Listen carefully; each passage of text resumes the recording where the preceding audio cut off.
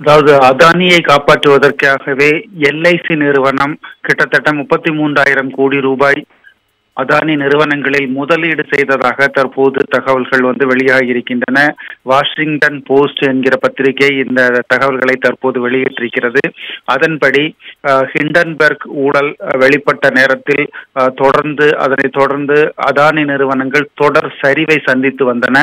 அந்த நேரத்தில் தான் எல்ஐசி மூலமாக 3.9 பில்லியன் அளவுக்கு முதலீடு செய்வதற்கு அரசு ஒப்புதல் வழங்கியிருந்தது. எல்ஐசி நிறுவனம் கிட்டத்தட்ட இதன் மூலம் 33,000 கோடி அளவுக்கு அதானி நிறுவனங்களில் பங்குகளில் முதலீடு செய்தது என்பது குறிப்பிடத்தக்கது. அப்போது இது தொடர்பாக எதிர்க்கட்சி தலைவர் ராகுல் காந்தி உள்ளிட்டவர்கள் கடுமையாக எதிர்ப்பை தெரிவித்தனர் என்பதும் குறிப்பிடத்தக்கது.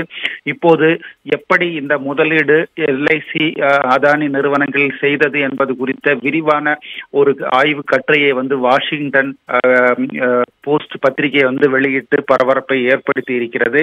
அதானியை காப்பாற்றுவதற்காக சரிவை சந்தித்துக் கொண்டிருந்த அதானியை காப்பாற்றுவதற்கு மட்டுமே இந்த முதலீட்டை எல்ஐசி மேற்கொண்டதாக தற்போது தெரிய வந்திருக்கிறது.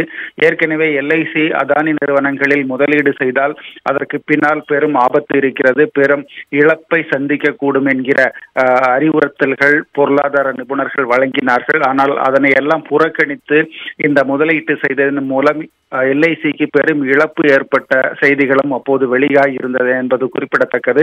தற்போது எப்படி இந்த முதலீடு செய்யப்பட்டது, எதற்காக இந்த முதலீடு செய்யப்பட்டது, அதானியை எப்படி காப்பாற்றப்பட்டார் என்கிற விவரங்கள் முழுமையாக இந்த கட்டுரை மூலம் தற்போது வெளிப்பட்டிருக்கிறது.